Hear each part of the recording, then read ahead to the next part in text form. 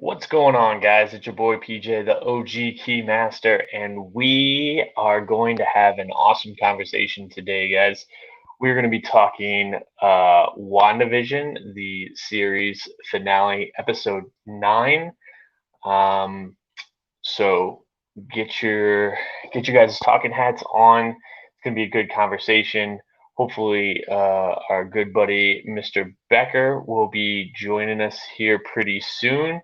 I think he's on his way, so hopefully we'll get him on there. But until then, I think you're just stuck with me today. I think the old Rick Tater, he's got his other hat on, and he's out working the streets right now. So I say we just get right into it, and then whenever Becker jumps in, we can go from there. But I am gonna start us off with so we did this thing last week. We'll probably do it this week as well. We'll just go through the slides. I went through and got a whole bunch of screenshots um, from the episode or whatnot. We start out pretty much where episode 8 left, and we see Agatha there with both Billy and Tommy, and she's got them by the neck or whatever, and then all of a sudden, Wanda just blasts her with magic, with the hex magic or whatnot, and it releases Billy and Tommy, and they go back and forth, and eventually Wanda brings this car in and totally just blindsides Agatha, which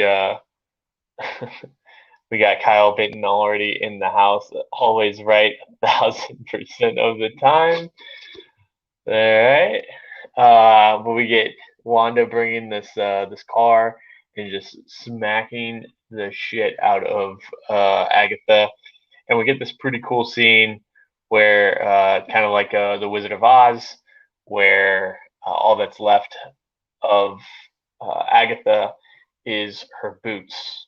I thought that was pretty cool. Like she's the Wicked Witch or whatnot. Um, then out of nowhere, because we don't really see how he enters. I'm assuming he's entering because he can go invisible or whatnot, and that's how he's able to go through the hex. But we see White Vision show up. Kyle, no Mephisto, no Blue Marvel, no Reed Richards. You're right. You're right. And yeah, that was very disappointing. Although I do have to say I agree. Like you have to see that they're going towards some of that stuff though, right? Like maybe they didn't introduce him in this, but dude, I think Mephisto, they didn't introduce Thanos in freaking Iron Man 1, right? So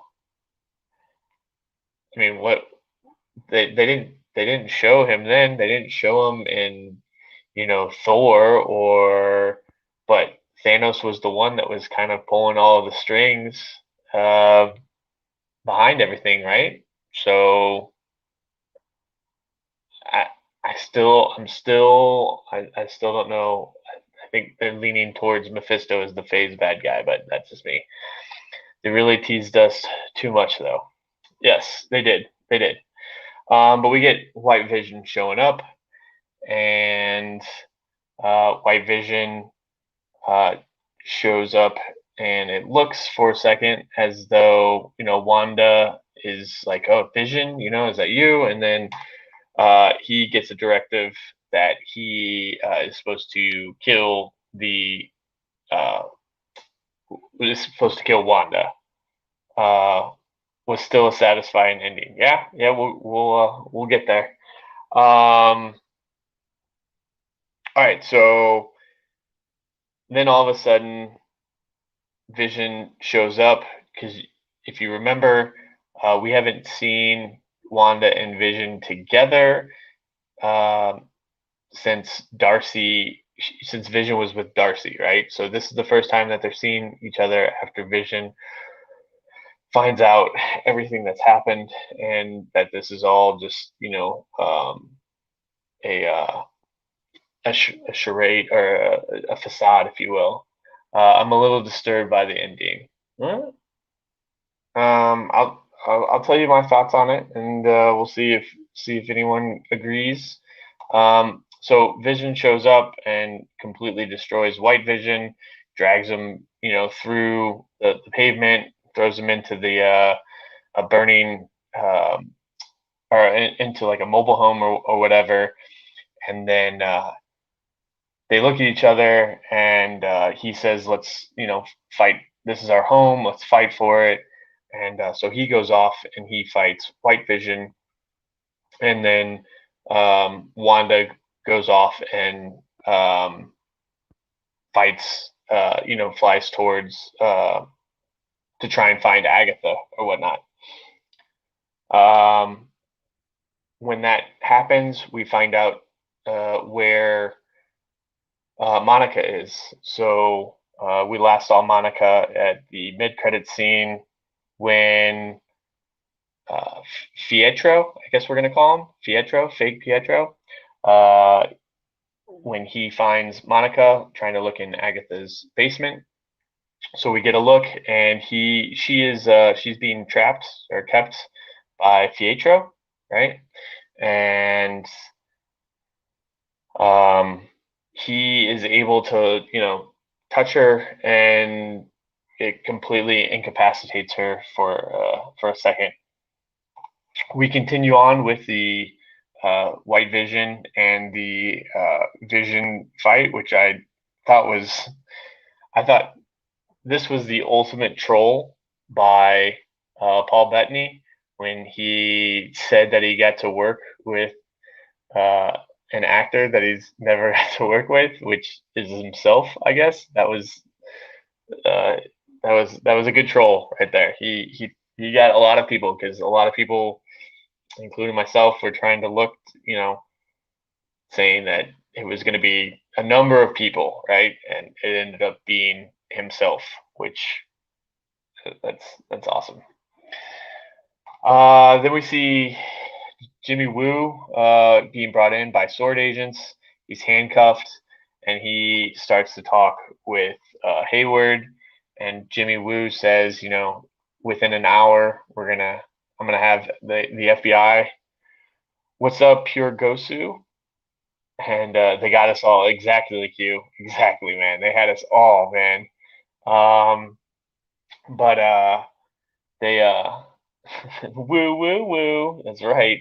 So Woo says FBI is gonna be here within the hour, and then we see Woo pick up a cell phone.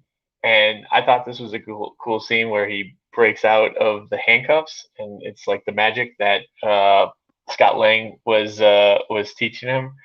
John Lang, of course, says best troll ever. That was, I mean, dude, he got everybody with that one.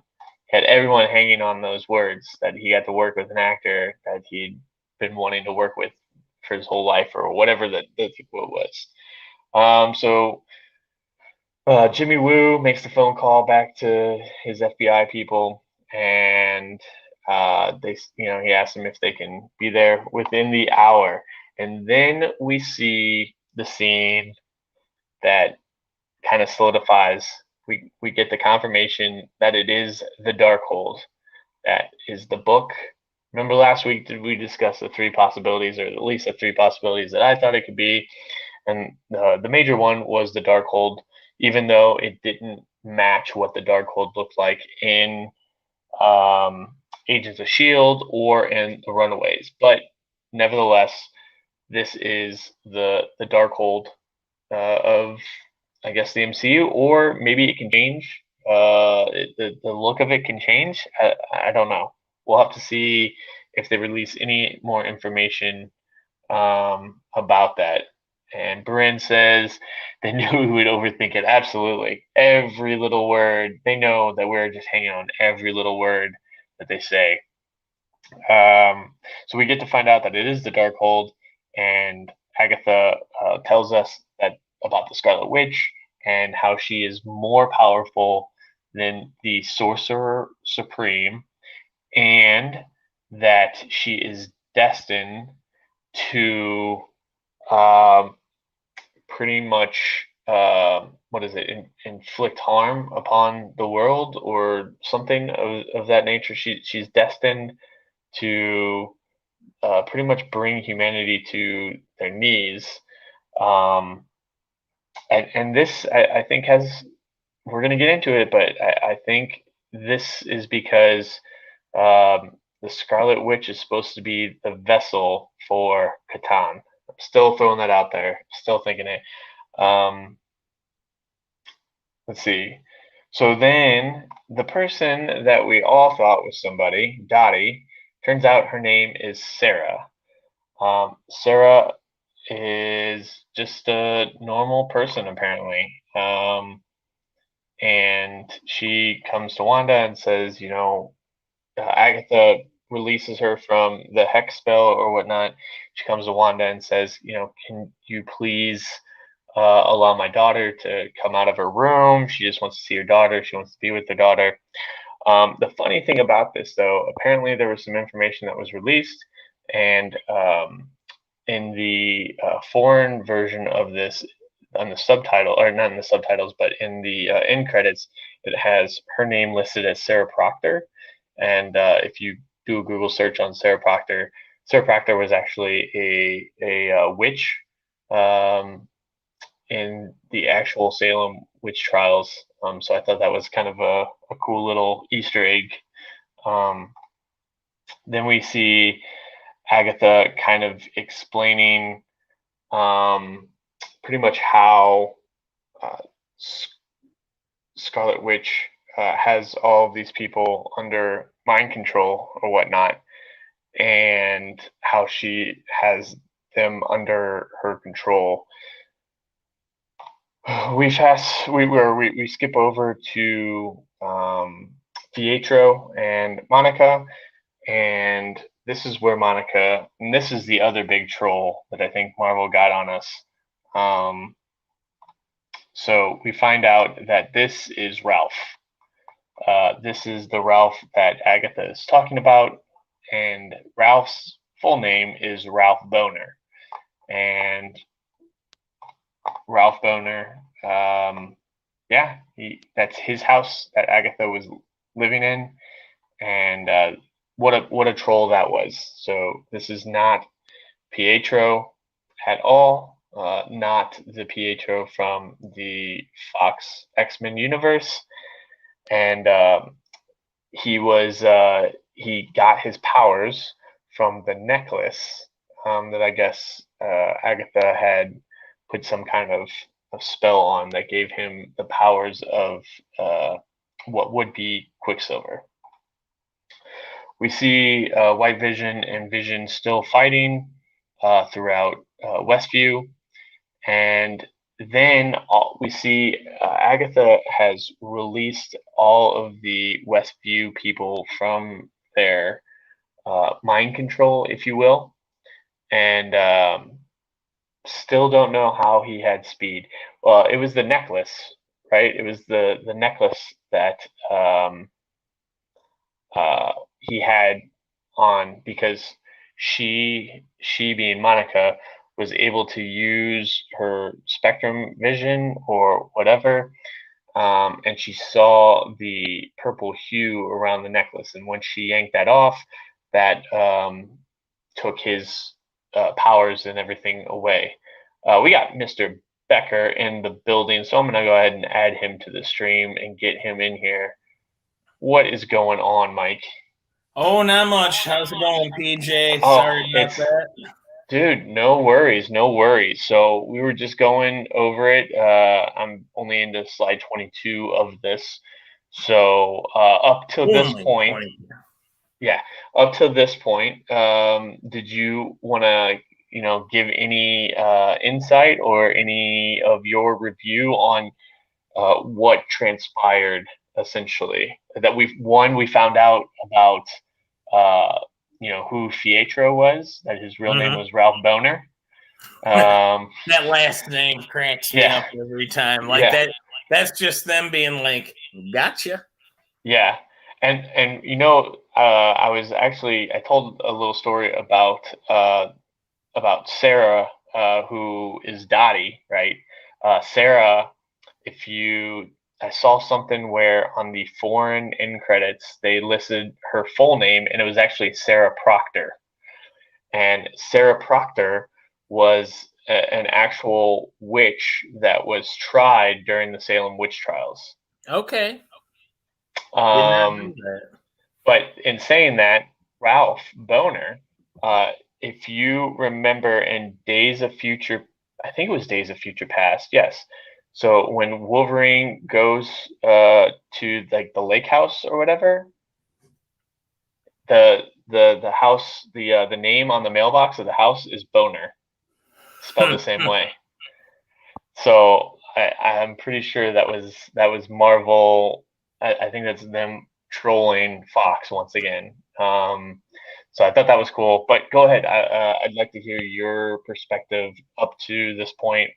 Up to this point, where what's going on here? So this is where after Agatha releases everybody from the hex, and they all start walking towards Wanda, accusing Wanda, and she freaks out and has an emotional response.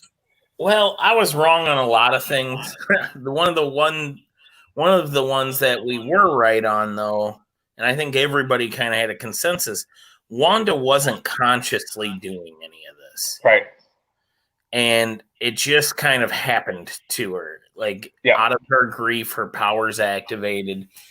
I don't want to jump to the end, but I think the theme was Wanda's starting to realize how powerful she is by this point, and that her powers have consequences for everybody else. Right, because she even tells Agatha, she's like, I'm not a witch. She even tells her, I'm not a witch, even though she has these powers or whatnot.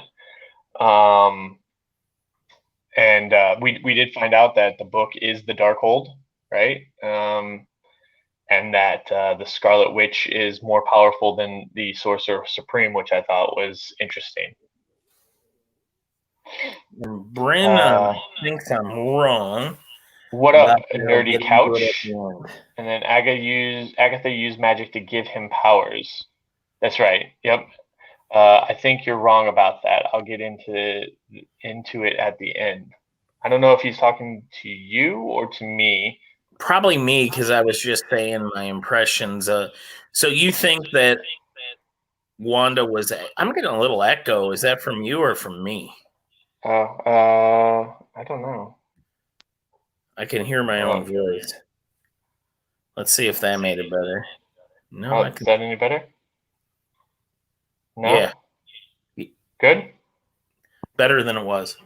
Okay. All right. So we see her have this emotional response. He says Wanda knew what she was doing the whole time. Okay. All right. So she has this emotional response, and then she realizes, because she's like choking everybody out with her power, and then she like realizes the power that she has and what she's doing. Not really. I don't think she meant to do it, I think this is one of the... She was careless to the consequences of others. Correct. Like when she defended herself, emotional responses, like they are not suffering. Right. And she defended her actions. So I will agree with Bryn there. Wanda knew she was controlling that town. Yeah. But I think she didn't think that she was harming them. Yeah. And probably because she didn't want to think about it. Like with any, like a child that doesn't know their own strength, she was kind of torturing the ants, as it were, Absolutely. That's a good analogy. But once she releases them from her hex stranglehold, she decides that she's going to let them free. And she's going to break the hex. And all of this time, you have Agatha kind of, I don't want to say coaching her along, because I don't think Agatha was necessarily the same Agatha from the comics. I don't think she was playing the exact same role, but she was helping her along in learning her powers. So in that way, she was helping her though, so she could steal those powers. Correct. It wasn't out of any sort of generosity. It was in her best interest to teach Wanda how to use her powers so that she could get Wanda to attack her, and so that she could use that trick of hers where she drains. She absorbs it. Yeah. So Wanda, starts to tear down the hex, and in doing so, Agatha reminds her that if the hex is not there, then her children cease to exist.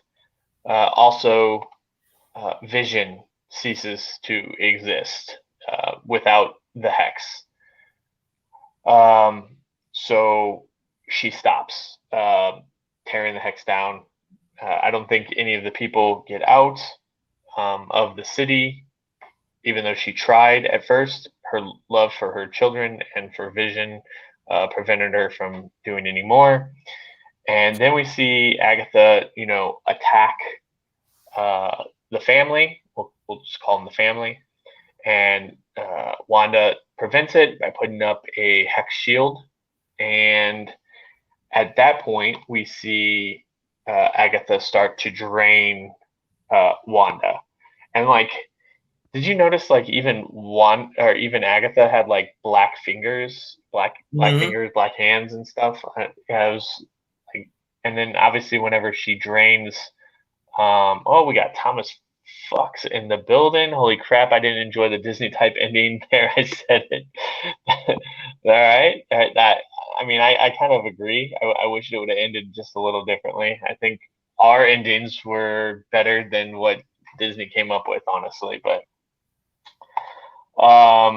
so then we see this attack coming, right? We see Agatha on one side, we see White Vision on the other.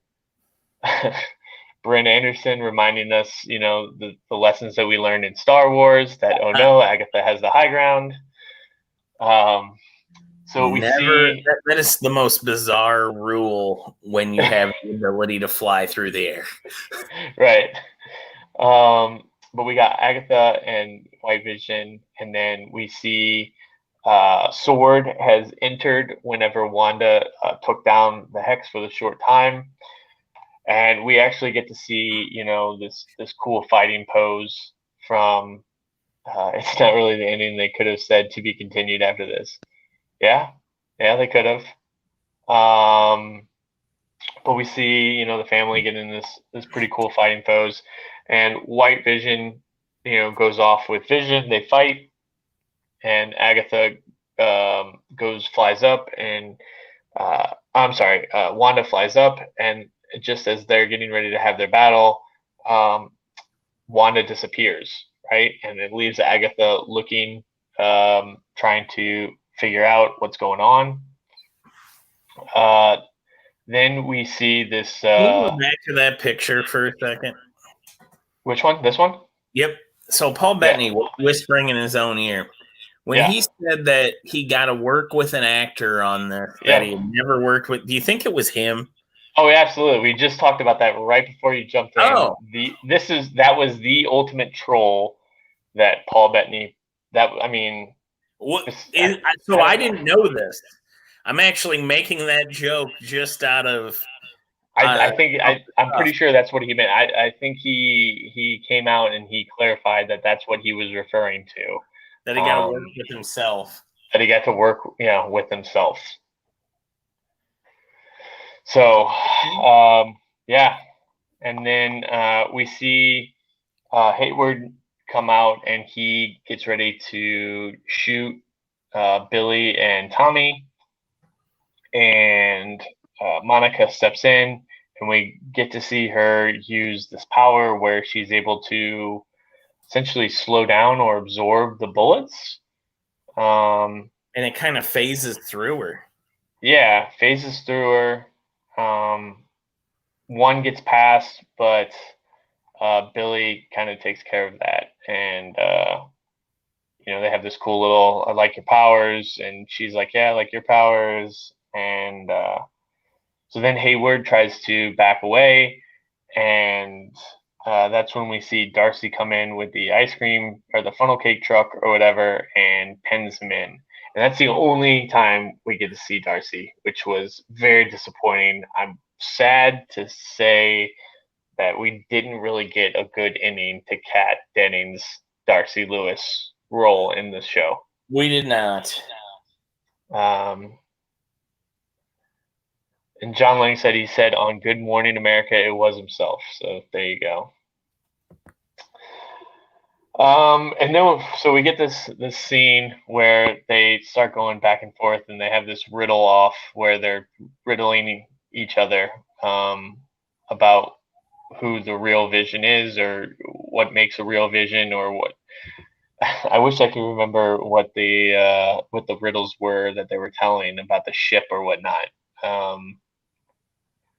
And not enough Darcy, not enough Wu. I think there's going to be more of them both. Nick, and, when you use Rick's lines, you owe him $1. Thomas fucks, not enough cat cleavage. That is correct. So we get this back and forth between White Vision and, Hex Vision, I guess we'll call him. And then Hex Vision finds a way to make White Vision remember his past, and then we see him kind of, his eyes, go to whatever, I don't even know how you, like, normal, I guess. Then he says to himself, like, I am Vision, and then just flies off. What do you think at this point? Obviously you think we're going to see him again, right? We gotta be able to see White Vision. Oh yeah, again. We haven't seen the last of White Vision. I don't know. We'll probably get a sequel to this, but I think it would be. And maybe that'll be the point where, she figures out this isn't her vision, but he remembers all the things from her. Kind of like they did in the comic books. They could do I could see this just being a Wanda follow-up, and then maybe explaining Vision stuff and something else. Yeah. Who knows? I don't know of the stuff that's been announced. I don't know if you could fit their stories into anything that I've seen. Is there another Avengers movie on the horizon? There is, but not. Nothing solidified. I don't even think title or anything. Yeah. Like that. And I think there's the official old body parts. Yeah, so I believe the White Vision is the old body parts, right? Yes. That's what we're. And wasn't it white? Wasn't it the white one who disappeared at the end? Yeah, he flies up into the sky. Yeah, he flies up into the sky, right? So, can I tell you what I kind of think? Like, yeah. What if this leads to a Vision where this Vision has his own mechanical family, like in the Tom King run? Could be. And that's where we get Viv Vision from. Do you think they intend to make Viv Vision? I think she's kind of a popular character right now. Yes. I always judge popularity by how many sketches I see out there of a character. And she is getting popular. Yeah, she's not on X-23 level, but no, absolutely not. Absolutely not. Okay, so Hex Vision is the one who dissolves, and the newly awakened one is out there somewhere. Yeah, he's just roaming the streets, man. Correct. He's probably coming to the realization that he's got all these memories. Like, that was like what, probably 10 years of memories that just all rushed to his head at one time. And that kind of happens in the comic books, but it's as White Vision explains it to Wanda when he kind of breaks up with her in the pages of West Coast Avengers. He's like, it's like you watched a movie. So Yeah. you know all the events, but you have none of the feelings of the actual memories. Right. So Yep. he remembers their relationship, but he doesn't have any emotional Any feelings. Yeah. connection Yep. to it. So let's move on. We see Wanda show up, and she does her little nightmare thing where she puts them into their trance or whatever. If Vision builds his wife, well, we have double Vision. That's good, Brent. John Lang, he got the memories back, but didn't go to Wanda because I think he didn't want to damage her more. I don't think we're allowed to say wife. I mean, we could call him Vision. Yeah. They never called him White Vision in the comics. He was just Vision. Right. So this nightmare scene, it takes us back to Salem, and we see Agatha, chained up again, and then we see Scarlet Witch, and she's kind of turning things around on her, or so she thinks. And all of the Coven members rise, but then they realize who Wanda is, that Wanda is the Scarlet Witch. And so all the Coven members then turn towards Wanda, and the roles end up getting reversed, where Agatha breaks out. I have to say, I thought this went like back and forth, back and forth, back and forth. Like the one up, like I could never tell who was, like, it seemed like they were constantly one-upping each other. You know what I'm saying? Like at 1 second it felt like Agatha was in control, and then at the split second later it felt like Wanda was in control, and then it was like just back and forth. And I mean, the games that they were playing with each other was crazy. But we see the Coven turn on Wanda, and we see her get tied up. But then all of a sudden we start to see the forming of the Wanda, the Scarlet Witch headdress, if you will. And Agatha this whole time is telling her to give up her powers. If she gives up her powers, she will ensure that Wanda and Vision and the kids are kept together, that she will make sure that their family stays intact and stays together. And then Wanda decides that she's had enough, and she uses her powers to break free, and she rushes at Agatha and takes her out of the dream sequence. Did you, what did you think about that whole scene? Did you take anything from it? Made her becoming moment was the crown appearing, and the costume itself. For all of the costumes she's had in the comics, this one reminded me the most of her costume like during Dark Reign, kind of later, maybe even House of M Wanda. Like that's kind of what they definitely didn't go with the the more skimpier outfit, if you will. But so Wanda takes her out of the dream sequence. They're back in Westview, and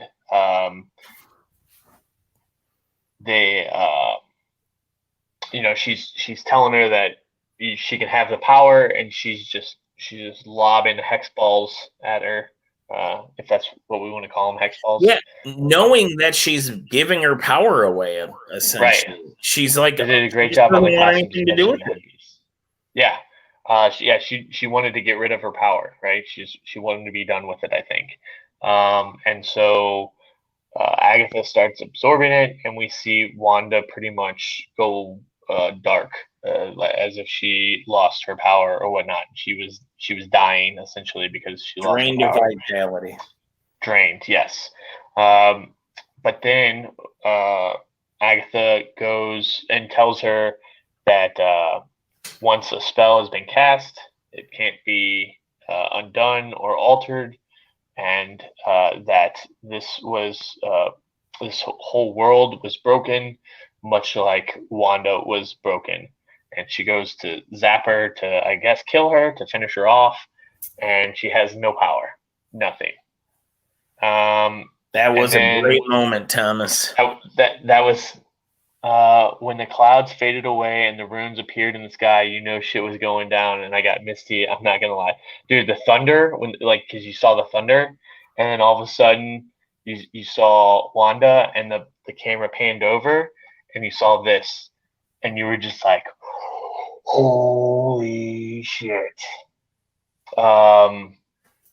And then from the sky you saw both of them, and that was such an awesome moment. It was a great rumble. Being statistic, she didn't want to give it away at all, huh? Yeah. Shut it, Kyle. My favorite part was when Nightmare and Doctor Strange showed up. Too soon. Too soon. So anyway, we see Agatha essentially we see Wanda pull all of Agatha's power. She absorbs everything, leaving Agatha with nothing, and we get to see her in her costume. She fully transforms into her costume, and I think, like you were just saying, I think that looks awesome.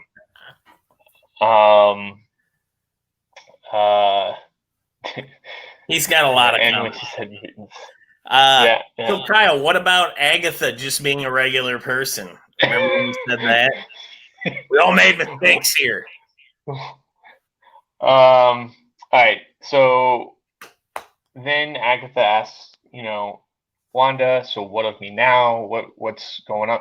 And I thought this was kind of interesting because, she tells her, like, good girl and like clever, pretty much clever. And, so what of me now? And she tells her that she will forever be the nosy neighbor, Agnes, which if WandaVision doesn't exist, then how is Agatha Agnes again? You know what I'm saying? Like, how does she stay Agnes? No, Mephisto and Nightmare gave Agatha her power with her husband. Troll. Okie dokie. Okie dokie, artichoke. Yeah, that was a great. Yeah. I mean, obviously, though, Agatha's gonna free herself at some point. And that was the other thing. She said you're gonna need me. And she said, well, if I do, I'll know where to find you. Mm-hmm. That tells me they're going to go back. Yeah, it doesn't. So Westview does exist. It was just transformed by Wanda. Yeah, I got that. But the Hex is what transformed everybody, right? But at the end, the Hex no longer exists. And how does she just have a hold of Agnes, even though the Hex over Westview doesn't exist? You know what I'm saying? I don't know. I don't know how they're gonna do that. We'll see though. But supposedly Agnes, I guess, or Agatha is destined to just be Agnes until Wanda needs her again. But Wanda out the voodoo on Agnes herself. And then we see Wanda and Vision, and we see the kids go back to the house with the Hex starting to close in.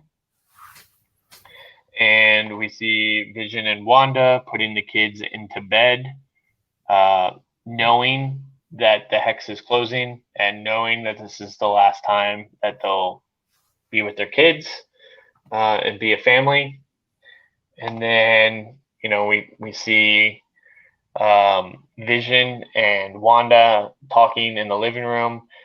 There was a really cool scene where Vision says, I started off as a voice without a body, and then he went through Jarvis to Vision to this, and he said, I wonder what I'll be next. So I thought that was a really, like, he remembers what his many lives and deaths, essentially. He remembers everything. He's been through a lot. Yeah. And then we see him essentially just, go to nothing. The Hex takes him.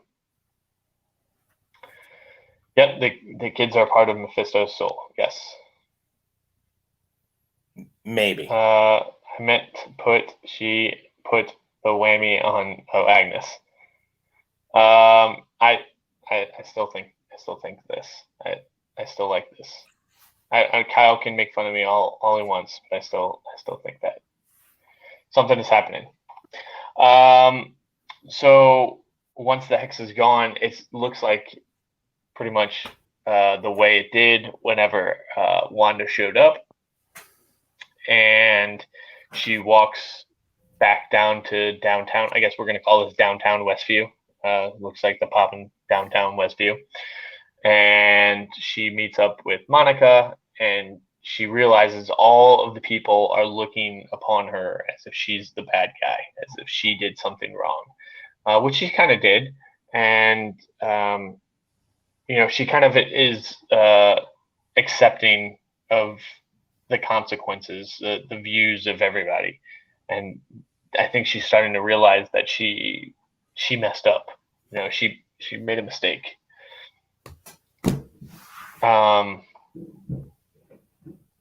then we see her kind of like, this is all funny to me. Like, she just like walks out, says, "Yep, I'm sorry," and then just kind of changes and flies away. Right? Like, there's no consequences really, like, other than her feelings. But she gets ready to leave Westview. She flies away, and end credits. Right? That was the show. And then there were the credits. This is what I meant earlier about the ending bothering me. Wanda just walks away from the shit. She was the bad guy. Yeah, right, Brian? Like, maybe not bad guy, but definitely irresponsible. Like there's no consequences for her actions whatsoever. Firecrackers at frogs or something. I don't know. Yeah. So I thought that was funny. Then you have the end credits, or I'm sorry, the mid scene credits. And I thought the interesting line here was she tells him, "Authority looks good on you." I think this is kind of a nod towards Agents of Atlas, where he leads the agents. Mm-hmm. So I like where this is going, if that's what they're going towards. But they're having a conversation, and then an agent comes over and tells Monica that she has to go eat with somebody, and so they go inside the movie theater, and the agent turns out to be a scroll, and the scroll says, "A friend of your mother would like to meet with you," and she says, Monica says, "Where?" and the scroll points up. So, Nick Fury. Is this Nick Fury? That's what I was going to say. Is this Nick Fury? Or is it Talos? I liked the scroll because that was my guess. Always right. Yep, you are. And honestly, Kyle, I think everybody's going to meet up in the new Warriors movie. Now, is there a comic origin to the whole Wanda ending the world prophecy, or is that new? So, I don't know. Like, in the comics, is Scarlet Witch destined to end the world? No. The Nexus kind of were, though. You brought up earlier today reminded me of a story I forgot. Oh my god, I own it, but it's been years since I've read it. I do remember why I got it because I had a thing for U.S. Agent. And he was in Wanda's solo series along with Spider-Woman, the one that did her webs out of telekinetic. Jessica Drew, right? Yep. So she created mutants. No more mutants. I think he meant no more mutants. No more mutants. Yeah. How sad. So you're thinking that the person that the scroll is referring to is you think that it's Nick Fury? I think it's Nick Fury. Yeah, which makes sense because he was up on he was up on the ship at the end of Spider-Man Far From Home, which actually takes place 8 months in the future or 7 months in the future of this show. Oh, so that's before this. True. That's after this, I mean. Yeah. So Spider-Man Far From Home actually takes place after this movie. Or after the show. So it could be Fury. I think what this means, though, is that even though she's going to have a role in Captain Marvel 2, Monica Rambeau is supposed to be in Captain Marvel 2, I also think that there's a possibility we could see her in the Secret Invasion show as well. That's supposed to be like it's supposed to follow Talos and Nick Fury. No, she was destined to be the vessel to bring back Catan. That is correct. He did, and yeah. All right, so then we had more credits, and then we have the end credits where we see Wanda sitting on her porch, and then we see she walks in, and she has got this astral projection that's going through the Darkhold, and I would only imagine studying or searching or whatever, trying to figure out how she can get her family back, I'm assuming. And while she's doing this, we hear the kids say, "Mom, help, save us," or something like that.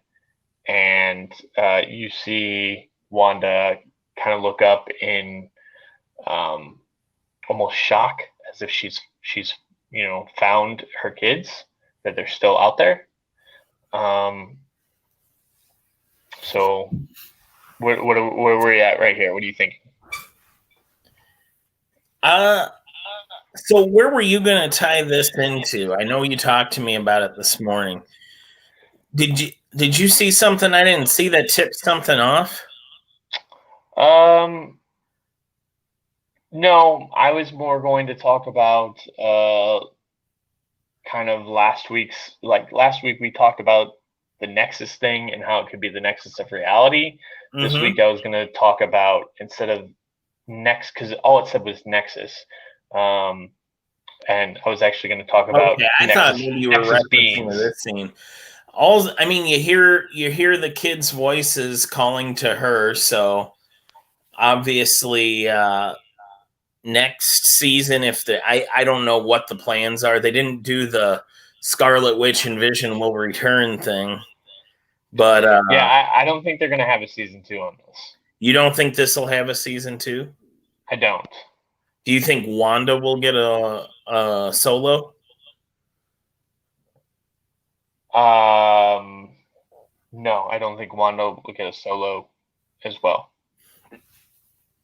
I think this will all play out in the movies and in future movies and whatnot. I don't think I don't think they'll do a season 2 of this.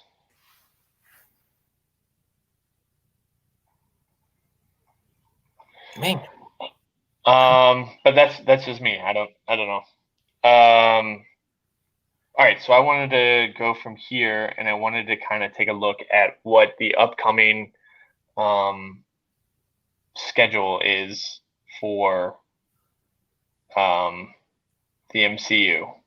So what we got here, we have WandaVision just ended, and so the next thing we have is Falcon and Winter Soldier, and that's actually supposed to release on March 19th. So we are 2 weeks away from that, and we will hopefully, if I can get Mr. Becker to agree, be doing review shows on Falcon and Winter Soldier. And then I guess they have Black Widow set to release next on May the 7th. I believe that says, May 7th. And then after that, Loki is supposed to drop on June 11th. And then we will get Shang-Chi on July 9th. And then sometime in the summer, What If is supposed to release. Later this fall, we have The Eternals, November 5th. And then late 2021, Miss Marvel, so Kamala Khan will get introduced. Also late 2021, we'll get Kate Bishop and Hawkeye. That's when those are supposed to be filming. I'm sorry, those aren't going to be released then. I'm sorry, that's going to be when those are filming. So late 2021, they're going to be filming. But I think they actually already are filming Hawkeye, if I'm not mistaken, because I've seen set photos. Correct. I believe I've seen some stills of that. Right. And then you got Spider-Man, No Way Home. They're actually filming. I've seen them already filming that as well. Doctor Strange is supposed to be filming next year. Thor, I believe they're already filming that as well. And I got some set photos of Jane Foster starting to fly. So I do have a set photo that I'll share with that. And then it looks like they're right now pre-production on Black Panther 2. So they are still pushing that. Then you got Captain Marvel 2. You got that is Ant-Man and the Wasp Quantumania, She-Hulk the series, Moon Knight the series, Guardians of the Galaxy. And then you got Secret Invasion, Ironheart, Armor Wars, Fantastic Four, Blade, and I Am Groot. And then Deadpool 3. Interesting. So that's a pretty heavy plate.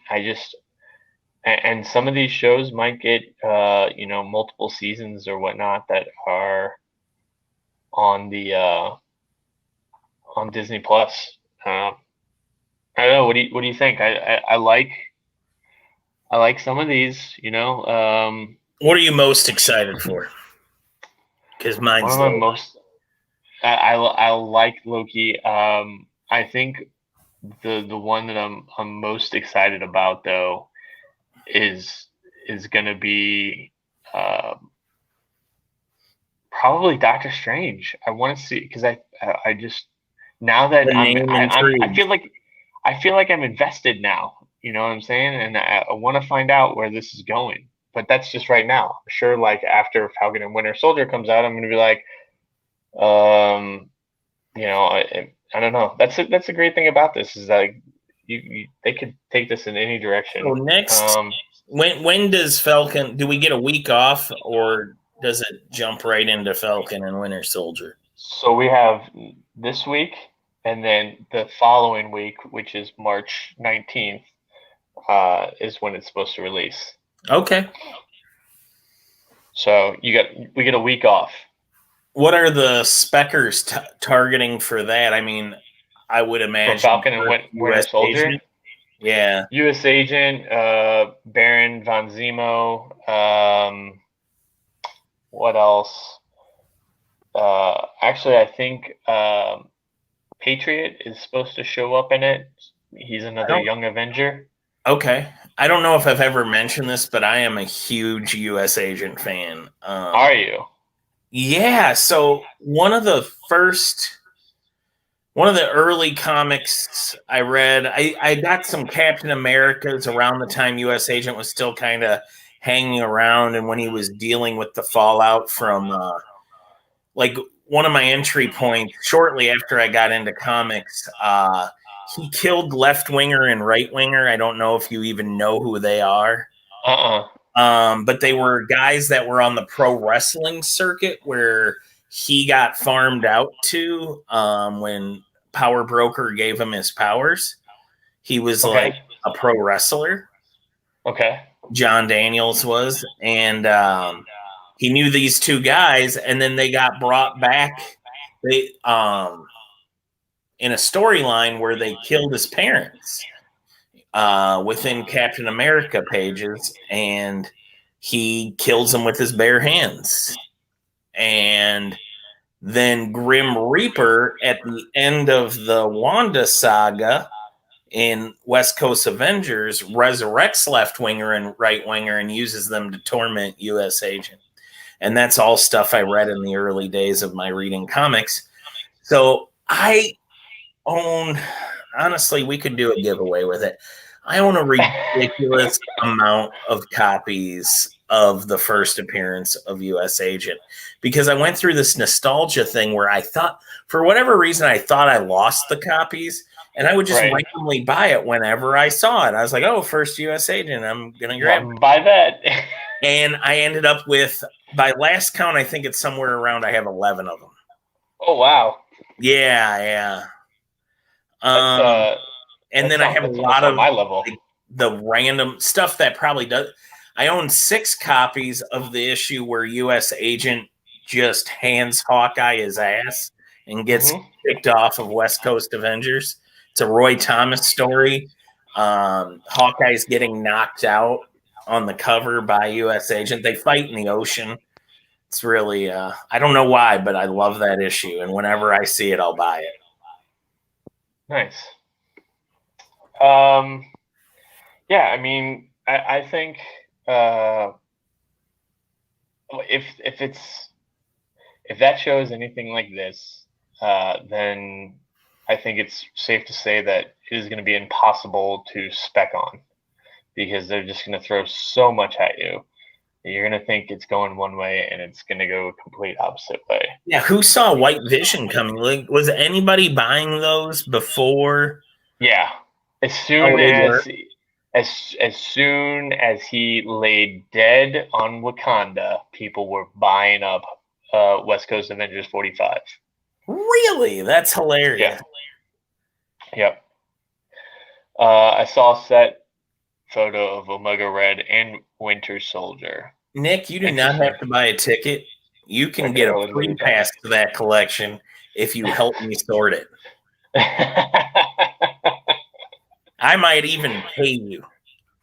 Oh, man. All right, so. Actually, I would.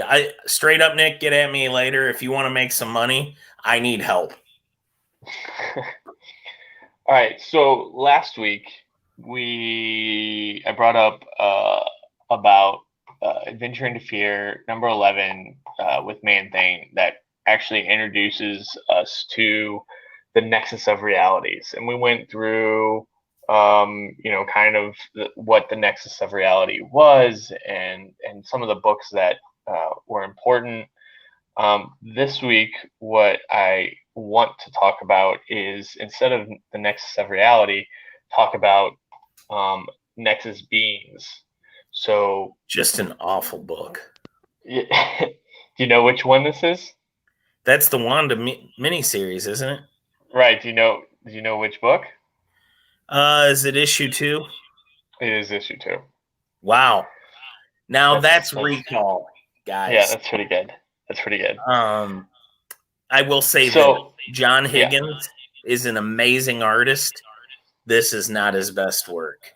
Yeah. So I'll let you. I mean, do you want to go into? Sorry. Yeah. But you know about Nexus Beings. I mean, you're kind of you know a lot about this. So I don't, though. Like, I remember reading it, and now looking back, this is the kind of stuff that makes me cringe, because I would have read all 4 of these issues, and in the mid-90s when it came out, I'm sure I was like, oh, that wasn't bad at all. I got a good story. Right. But the art is just bad. Yeah. I think I went back and read it again maybe 10 years ago. Yeah, this is so this book, it's out of the Scarlet Witch Volume 1. It's a 4-issue miniseries. I think it was in '94, I think is when it actually came out. But in it, Scarlet, they dive into kind of her past and like what she is, kind of thing. And we find out that this is where we find out that Scarlet Witch, Wanda Maximoff, is a Nexus being, and Nexus beings are like rare entities essentially, and they can affect like the probability essentially, and they can alter the future. And so there's like multiple Nexus beings, but only one can exist in their universe, or their multiverse essentially, or their universe. So there's many throughout the multiverse. Only one can exist in a universe. And so in the 616 universe, Scarlet Witch is the Nexus being. So like I said, there are multiple ones. The others, obviously Kang the Conqueror, he is a Nexus being. Also, I love how many different names that guy has. Kang will Kang and Hank Pym are currently like battling for who's had the most names. Yeah. Franklin Richards was also a Nexus being from one of the universes. A lot of these Nexus beings, their first appearances are in What Ifs, because they all happen in alternate universes. Mm-hmm. So Franklin Richards is another one. Jean Grey is a Nexus being from a universe. Odin was actually a Nexus being. Wolverine was a Nexus being. But essentially, they have unique power, and also their offspring have unique powers. And so what's interesting about that is that we'll find out. I'll start discussing that in a little bit. But that's actually going to come into play, where because Scarlet Witch, because Wanda is a Nexus being, it just increases the power of her children, essentially. But the reason why this is important, and you'll see if you look up, these books are going for quite a bit right now. This whole mini series, really, because of the character that is introduced in this. How much money do you say? The character is Lore. I think there's a couple. If you look for the actual 4-part series, I think they're going for like $60 or $70, maybe. Dang, I'm getting rich just by sitting here. But so Lore is a Nexus being, and she's actually introduced in so she has a brief appearance in 2, like a cameo, I guess you would call it. Is she the shiny lady from issue 4? Is she what? At the end of the series, is she the shiny lady that shows up? She shows up in 3. At the end of 3, I remember there being like a golden lady. No, I don't think that was her. Oh well, maybe. Oh, hold on. Maybe it was her. But I don't think it was at the end. I just gotta remember. I was gonna try to pull it out, but I think it's in my storage unit. When you had mentioned it, I was like, oh, I should pull that out. And then I looked it up on the spreadsheet, and I was like, yeah, it's not even in my house. So Lore, she actually devises a plan to try and she feeds on other Nexus beings, and so she devises a plan using Master Pandemonium, and she's going to pretty much absorb Scarlet Witch from this universe. So this is number 2, the cover for number 2. Yeah, that's and Master this is Pandemonium. They messed right, him up in that. right. So we see right here, this is her cameo right here, where we see her hovering, and then we see the eyes or whatever, and she actually attacks the West Coast Avengers compound. And Big yeah, that's all we see though. That's all we see of her. And then in number 3, oh yeah, she this wore is that god awful. So basically, in these comics, at any given time, Scarlet Witch is showing one side of her butt cheek, like is always showing in that outfit. yeah, Just lots of big, thick ass shots. Same era when my man Eddie Brock rocked the mullet. That 90s, that hair gives it away. Yeah, Bryn said, I bet it had a chrome cover. I don't believe it had a chrome cover. John Legg, don't Nexus beings persist through any universe as the same person? So they can't, I don't think they persist. They can't exist in another universe with another Nexus being. There can only be one Nexus being in that universe. And if they go from universe to universe, I think they can only project themselves. They don't actually have a physical existence, if I'm not mistaken. And he says, and I think this is why Catan touched Wanda and enhanced her power. Okay. But this is number 3, and I think is this the one that you're talking about? Yeah, the shiny chick. Yeah, so this is at the end of number 3, we find out who she actually introduces herself and tells everybody that she is Lore. Is that considered a cameo? This I mean, I don't know. This is a second cameo, I guess, because this is her first cameo in 2. But I thought it was interesting because maybe they're going the Nexus being route, and I think this is the most interesting Nexus being other than the Scarlet Witch. Okay. Thick with 3 C's. That's right. Thick. So the one thing I can tell you about this is John Higgins art. And you know who John Higgins is, PJ? I don't. So he mainly made his career as a colorist. This is one of the rare instances where he did the pencils. And I think we can see why he doesn't do a ton of pencils. Yeah. It's not that great. But honestly, he was consistent with what art looked like at this time.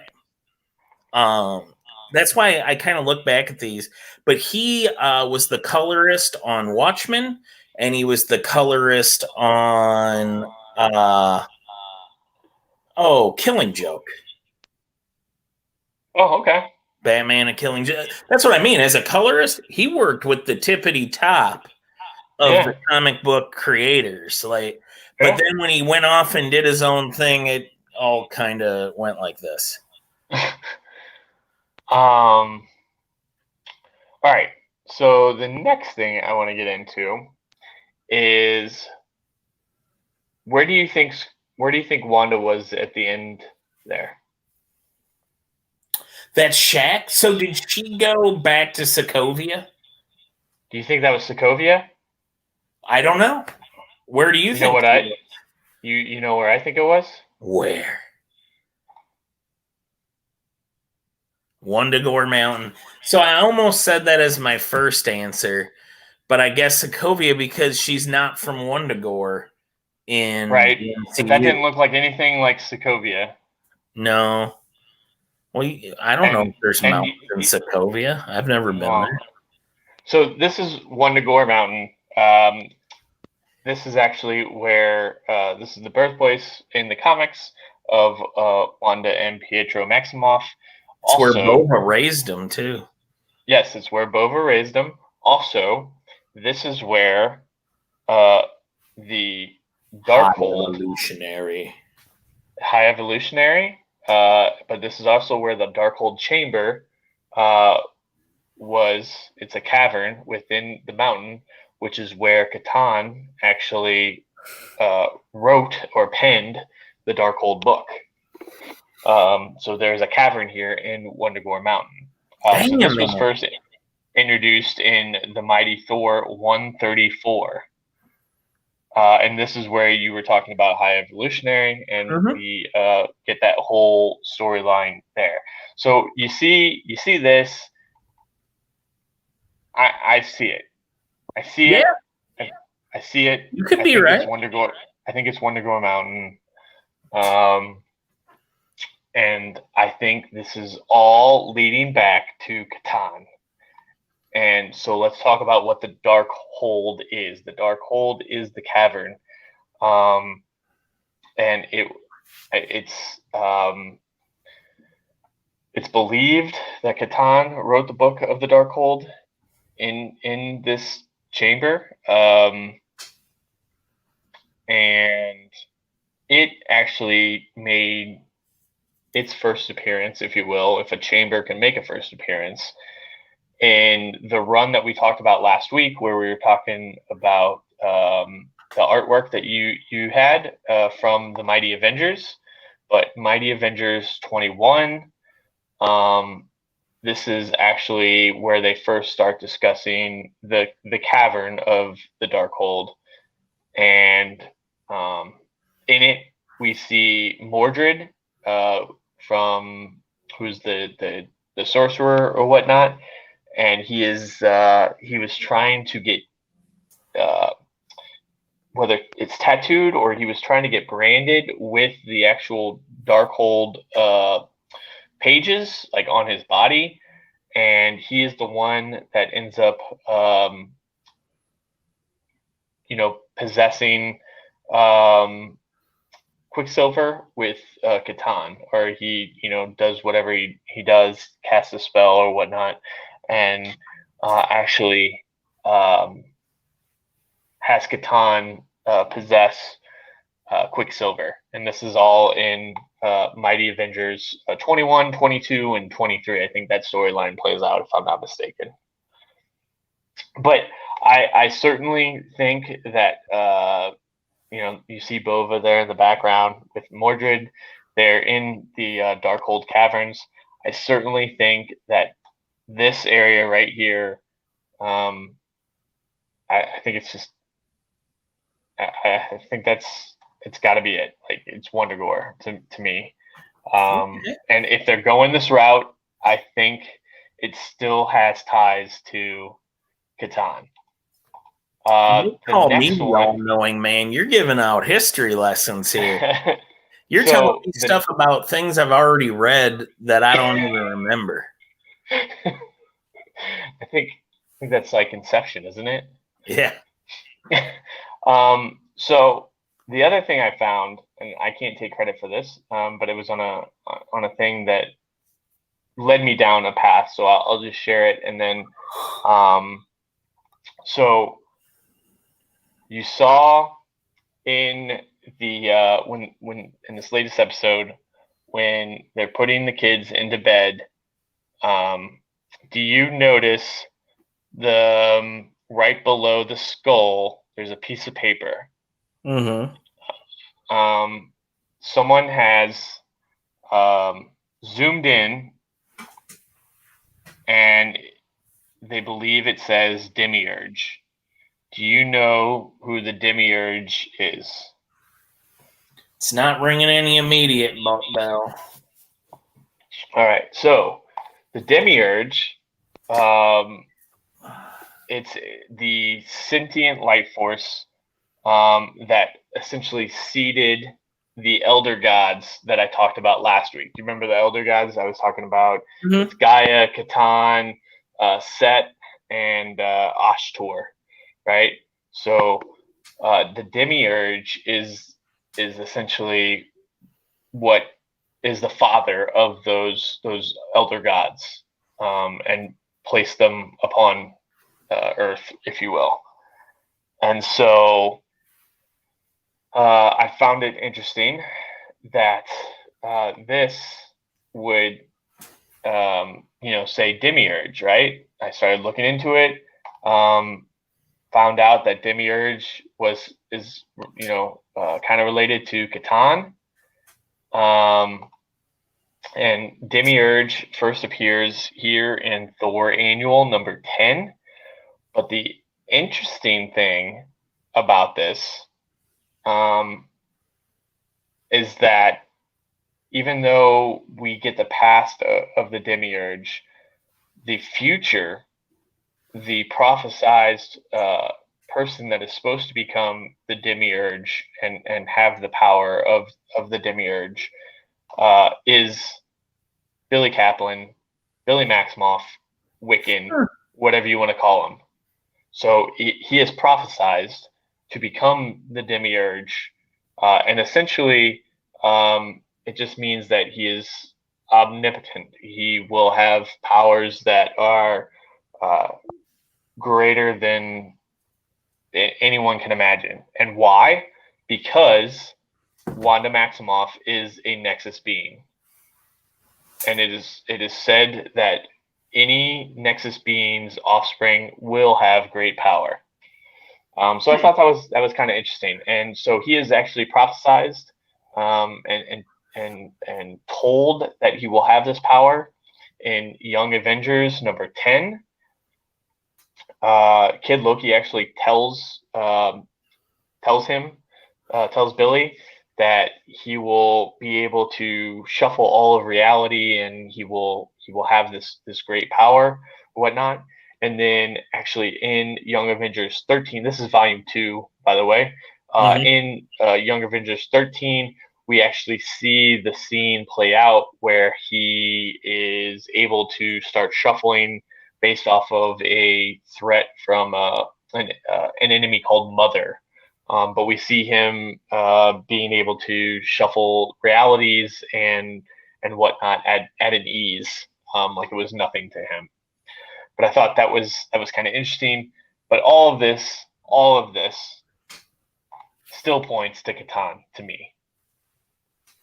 And you are all in on Catan.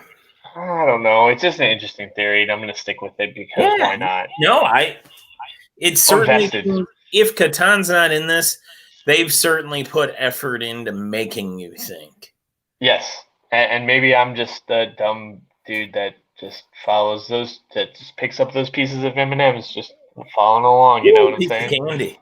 Ooh. Yeah, piece of candy. Ooh, yeah, that's me. Just following the breadcrumbs. James Woods going into a box. All right, so that's all my theory, and that's the roads that I and this is what I sit up at night, and this is what I do. This is what I think about. This is why I've horrible dreams sometimes. All right, so I said I had the set photo of PJ. You don't have to defend yourself to a guy that owns 11 issues of the first appearance of U.S. Agent. In fact, you should never defend yourself to that guy. I've done crazy stuff. I have just stacks of Great Lakes Avengers books, so I've wasted my life. Nick Wasmer, Catan is the big bad until the symbiotes show up. Oh, you John and your Lang, symbiotes. Catan is behind it all. So here is Jane Foster. We see her in New Asgard. This is a set photo. So they are obviously filming down in Australia. And this is her floating. So I'm assuming this is when maybe she gets her powers as Thor. So I really want to see how this is good. I do too. I do too. I'm a huge Jason Aaron fan, and I'd like to see him get his day on this. Yep. Yeah. Although I have to admit, I like Southern Bastards the most of his work, but yeah, He got so much crap from people for doing the Jane Foster Thor thing, but I thought that was at least well done. Of all the times they've put somebody else in the role of a hero, I thought they did that well. Personally, I like the cancer storyline. Yeah, Nick is right. Carnage's last subtitle run, Catan did get summoned by Carnage or by Cletus Cassidy. That was Catan that weird. Just that was a good series. I him. read that. It was almost like an FBI hunter kind of storyline. Perkins on art for that too. Yeah. So the next thing I wanted to talk about, I don't know, did you see this? Part of Heroes Reborn. They are remaking Gwen Stacy into Night Gwen. Oh, God. And so she will have this almost Batman-esque. When we talk about Nightwing, we do it through gritted teeth like this. Heroes Reborn. This is gonna suck. I just feel like every time I'm talking shit now, but when it comes to FOC, I'm gonna put a bunch of this crap on my freaking poll, and I'm gonna read it all. And like Charlie Brown kicking the football, Lucy's just gonna yank that thing, and I know she's gonna yank it, and you're still gonna buy it, and I'm still gonna buy it. What makes me keep kicking? I don't know, man. Good. I'm gonna read it. Just a self-loathing comic fan. Anybody else? Who else is sad enough about this? Is anybody hopeful? Sell me on it. I need hope. I don't see this going very far. Damn it, PJ! You're supposed to be the optimistic. I'm sorry, man. I'm sorry. I can't be. We can't be two bitter nerds. One of us has to be like, no, it's gonna be good. Good nerd, bad nerd. Yeah.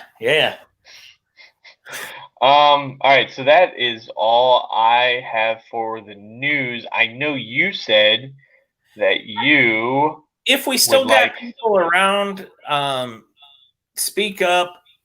What does everybody think about Bad Idea Comics? If anybody wants to talk about it, I'd love to talk, but it's not fun if people aren't watching. So what I was going to do, hold on, let me see if I can see. There we go. Gwen should be a Nexus being at this point. I like that, John. All right, so Bad Idea. They are. They blew up this week, right? So it's a company that is started by what's his name, Dinesh. Oh yeah, he's from Valiant. Yeah, Valiant. I can't remember what his name is. Yeah, but so him and another guy, they got pushed out of Valiant. Yeah. When the company sold. Right. Dinesh D'Souza? D'Souza? Yeah, I'm not even D'Souza. But anyway, so Bad Idea. I think they're only in 250 comic stores right now. Which they are blowing up on the eBay, I've heard. Correct, because there's not a lot of stores that signed up with them. They made them sign up for and abide by ridiculous rules. And it's from what I've heard, even just signing up is kind of a chore. Yeah. You essentially have to sign a waiver saying that you will follow the rules. And we've also already seen after one day, Bad Idea expels First Comic Shop from program. Yeah. And we're on a small enough platform. I'll talk about this. Jesse James is a dick anyway. Yeah. Is that who it was? Yeah, so it's a comic shop down out of Arizona. I'm familiar. I'm familiar with him. I just didn't know that he was the one that got kicked. Yeah, he's really good friends with Rob Liefeld. Yeah. And that should tell you about everything you've ever needed to know about a person. So they're saying effectively a bad idea destination store retailer has been issued a permanent lifetime ban. As a reminder, bad idea rule number 2 states bad idea comics must be sold for no more than cover price for 30 days from I'm with those rules. I think I agree with Bryn here. So I think this is all a marketing ploy to get their name out there. I think they wanted to ban somebody. I think they wanted to get headlines because think about it. They're not being covered in for a lot of, it's hard to cut through all the noise right now. Unless your goal is just to get in a bleeding cool article. I mean, you kind of got to do some drastic stuff to set yourself apart. And they're kind of doing it. And it's working. I mean, people want their books. I don't even know if ENIAC number 1 is any good, but I'll tell you what. I think most people do. Copies of it. So, and here's the other thing that they're doing, right? They're not a first print. The first print is going to have white lettering, and then all other prints will have black lettering, and they're not doing second, third, fourth. It's just not a first print. Yep, so first print, not a first print, and not a first print will be unlimited, from what I understand. Correct. Correct. And they'll have the black lettering. Buying them. Right. And so this is I think they're trying to appease both the speculator market and they're trying to appease the reader market at the same time. This is how they're trying to do this. And they claim they're helping comic shops, but I really wonder if they are. Right. Is it helpful to make the ordering process as difficult as possible? Right. So there's also people that were camping outside because if your shop got ENIAC number 1, the first person to buy a copy on day of release got a gold pin. And those gold pins are also going for big money. And it's like $500-$600 for a pin. It's like a button or whatever. Yeah, here you go. Right here. Bad idea. That's what the pen looks like. That's cool though. I love seeing a company that's fan friendly, and they definitely are. Yeah. I just question: is it genuine? Yeah. Will they stick with it even once they blow up? Yeah, the pen is already sold for $525. 5 others are on eBay in the $600 to $800 range. That's crazy. The first print of ENIAC I don't even know how to ENIAC was allocated by 51%. So real retailers only got 50. The people that did order this only got 50% of what they ordered. So if people ordered 4, they only got 2. And so, man, you want to talk about not a good look for your first. I mean, you got to get your first release right. Yeah. But I think they'll survive it because, I mean, they did it. They successfully built the buzz.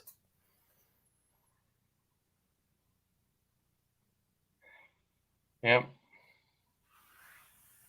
And I believe... Yeah. And Bad Idea has now banned Jesse Phoenix will have Bad Idea at some point. What's that? And Phoenix will have Bad Idea at some point, maybe? Yeah, so Wave 3, I guess. So this was Wave 1, I believe. Mm-hmm. So I'm guessing that's the 3rd book that they're getting ready to come out.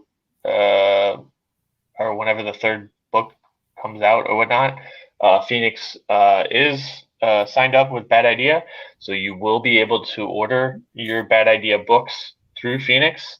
And you'll be able to order ENIAC #1, right? As a not a first print? As not a first print, yes. Right. Which, hey, if you're interested in reading it, that's correct. Definitely so if you're looking, yeah, if you can wait a little bit, I heard. Yeah, if you can wait a little bit, and you're wanting to get just a reader copy of it, then Phoenix will be able to do that for you. And then going forward, after the third, whatever the third wave is, after that, Phoenix will be able to, you'll be able to order first prints from Phoenix as well. So yeah, here it is. Dinesh Shamdasani. I don't know why you keep attempting it. I'm a glutton Say for the punishment. other guy's name. Warren Simons. Yeah, just say that guy's name. Yeah. Dinesh and Warren Simons. But anyway, I don't know. I think this is good marketing. They're trying to appease multiple people. Dinesh wants, I think, to be good with the speculators, because I think he realizes how the speculators can make or break you. You know what I'm saying? Can make or break both the company and a book or whatnot. So he knows that speculators like low print things that they can flip right away, and he also wants to make sure that regular people that aren't into the exclusivity stuff and shit like that, it's going to be hard to make money as a specter, though, because you can only buy one. Correct. You can only buy one from one shop. Yes, so from one shop. Yep.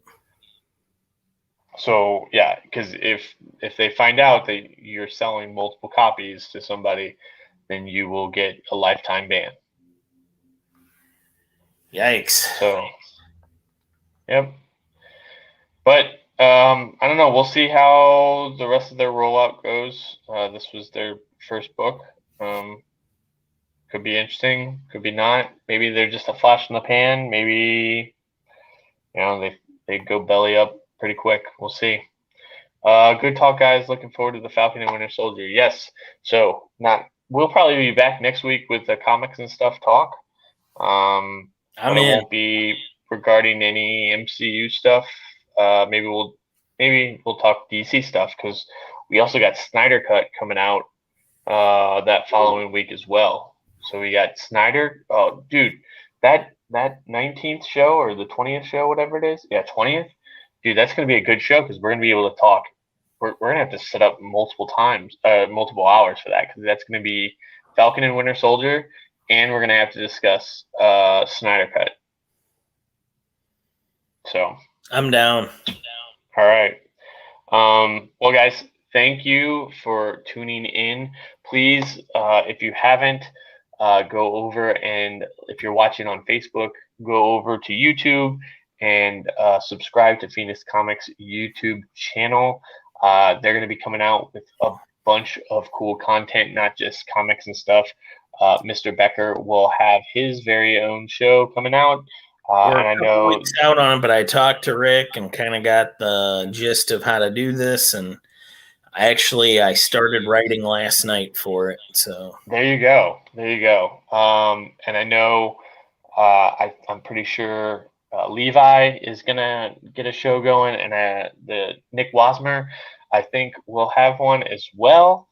So we're gonna have a bunch of good content. So make sure you go over to the Phoenix Comics website, or not website. We'll go to Phoenix Comics website, but go to Phoenix Comics YouTube page and make sure to subscribe to the channel.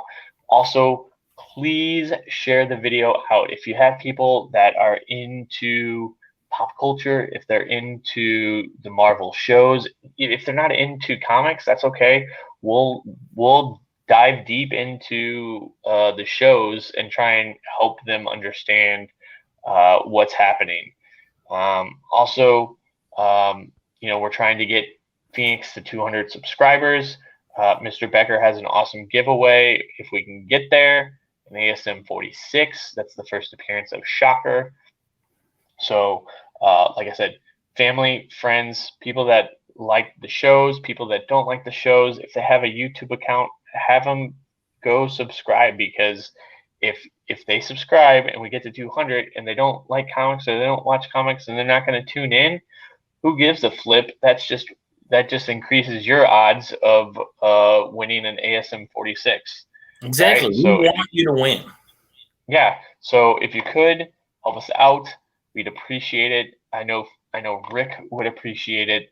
That's ultimately what we're trying to do, is get Rick and the shop up to 200 subscribers this time around. So please share and go subscribe to the YouTube channel. Mike, anything else?